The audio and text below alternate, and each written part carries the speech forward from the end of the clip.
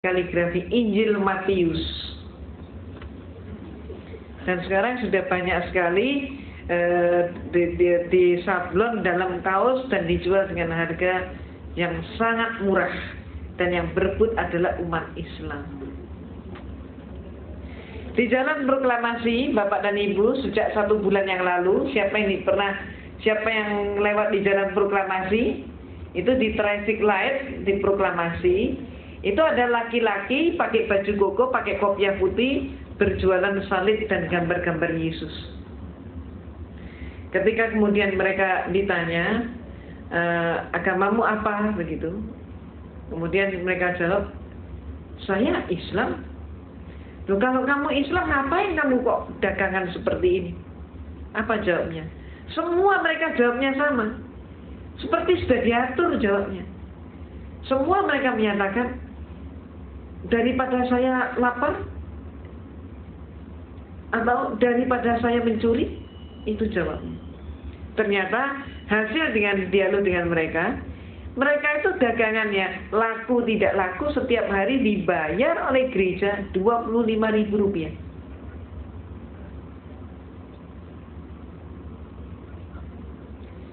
Kemudian silakan Bapak Ibu cermati, didengarkan anak-anak ngamen di bus itu. Lagunya lagu apa? Banyak yang sudah pakai lagu gereja. Dan anak-anak jalanan yang ada di kota-kota besar tanah air kita, Jakarta, Bandung, Semarang, Surabaya, jangan disangka mereka itu masih Islam. Kebalik, justru anak-anak jalanan itu 75% Kristen. Jakarta Utara, siapa di antara Bapak dan Ibu yang domisilinya di Jakarta Utara? Ada. Itu di Priok. Di Priok itu gereja gencar sekali. Setiap malam gereja di Priok itu membawa masuk gelandangan ke gereja, sampai timbul calo gelandangan. Satu orang gelandangan yang berhasil dibawa masuk ke gereja, maka pendeta memberikan upah kepada calo itu Rp30.000. Itu yang mereka lakukan. Demikian gencarnya kristenisasi dilakukan. Banyak mengapa alasannya tadi sudah saya katakan, mereka meyakini itu perintah agama. Tapi seringkali perintah agama pun dipolitisir. Ada muatan politik, termasuk yang terjadi di tanah air kita. Ada program yang namanya Yeriko untuk mengkristenkan seluruh Jawa. Maka ada orang Betawi, orang Banten, orang Sunda, orang Madura pun sudah banyak yang Kristen. Ada program yang namanya Andalas. Maka orang Minang, orang Padang juga banyak yang Kristen. Terus kemudian program mereka mengatakan 2004 nanti Indonesia Islamnya hanya boleh bersisa 50%. Jadi kalau tahun 90 kita itu 90%, kemudian menurun menjadi 75%, maka tahun depan kita ditarget hanya sisa 50%. Untuk itu mereka melakukan cara apapun yang diperbolehkan, segala cara diperbolehkan oleh Bible. Kita lihat di dalam surat Roma pasal 3 ayat 7. Di situ ayatnya berbunyi, kalau karena dustaku kerajaan Allah semakin berkembang, kenapa aku masih dihukumi sebagai orang berdosa? Artinya apa? Dusta untuk syiar agama menurut Kristen boleh-boleh saja.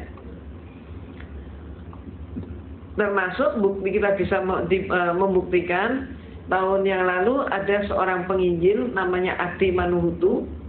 Dia tertangkap membawa 1 koper dolar palsu. Mengapa seorang pendeta menguasai dolar palsu 1 koper? Untuk apa dia? Itulah jawabannya, Roma pasal 3 ayat 7. Lebih lanjut lagi, mereka mempunyai program yang namanya Yosef 2004. Program itu mengatakan nanti pemilu 2004 Presiden RI harus Kristen. Nah, ini yang sudah ditayangkan oleh mereka. Sehingga terserah kepada kita, ibu bapak seluruhnya, kita mau nggak dipimpin Presiden Kristen?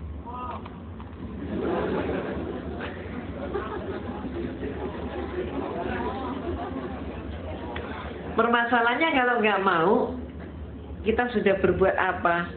Karena 2004 itu kan tinggal besok. Kita sudah berbuat apa?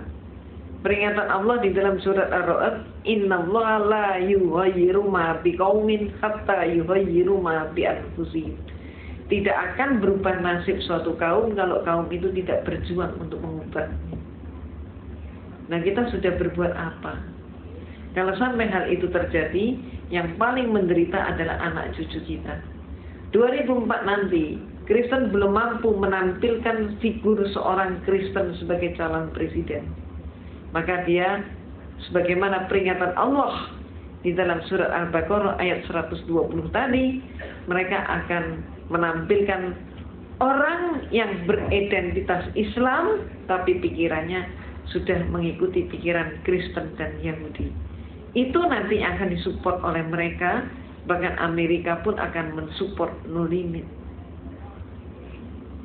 Maka perlu kita pertanyakan, kalau kita tidak menginginkan kesengsaraan menimpa anak cucu kita, maka mulai sekarang hendaknya kita pun merapatkan barisan. Lalu siapa yang jadi pemimpin kita? Siapa yang kita tokohkan? Jangan mencari idola siapapun kecuali Rasulullah Sallallahu Alaihi Wasallam. Dari mana kita memulai? Ibda binafsik, dari diri kita sendiri. Mulai sekarang hendaknya kita membendung pemurtadan. Caranya, kita saat ini mari mempelajari visi, misi, dan strategi mereka sehingga bisa membendung pemurtadan dan kristenisasi. Perlu Bapak Ibu ketahui, gereja di seluruh Indonesia gencar sekali mempelajari Islamologi. Maka mereka berhasil membuat demikian banyak brosur yang sepertinya brosur Islam, tapi adalah brosur Kristen. Kenapa? Karena mereka mempelajari Islamologi. Pakai ayat Al-Quran dan hadis Rasulullah, tapi semua ayat dan hadis yang dipakai sengaja dipelencengkan. Akademi kepolisian mempelajari kriminologi. Bukan maksudnya supaya polisi menjadi penjahat, tapi supaya mampu menangkap penjahat. Demikian pula saat ini, karena Kristen sudah menyerang umat Islam untuk dimurtadkan sedemikian rupa, kita sudah waktunya untuk mengkaji visi misi strategi Kristen. Bukan untuk menjadi orang Kristen, tapi menghentikan pemurtadan dan kristenisasi. Ini contohnya. Ada sebuah institut teologi namanya Kalimatullah. Ini dosennya pakai kopiah, pakai jilbab. Apa mata kuliahnya? Antara lain kurikulumnya yang disajikan adalah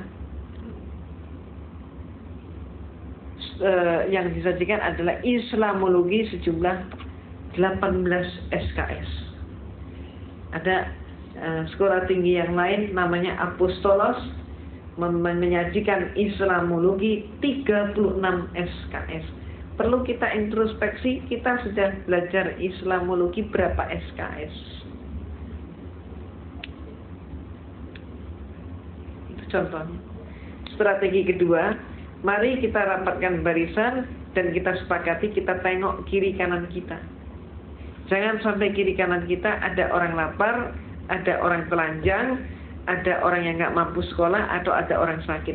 Kalau 4 unsur itu masih ada, Kristen masuk. Itu sebabnya mari kita tanggulangi, mari kita tingkatkan kepekaan kita sebagaimana pesan bulan suci Ramadan. Insya Allah demikian dahulu Ibu dan Bapak yang dapat saya berikan pada kesempatan siang hari ini. Maaf tidak sampai tuntas, dan sekali lagi juga maaf atas keterlambatan saya. Tapi setidak-tidaknya marilah kita menjadi waspada, dan marilah kita mengamankan anak cucu dan turunan kita. Insya Allah demikian dahulu. Billahi taufik wal hidayah. Wassalamualaikum warahmatullahi wabarakatuh.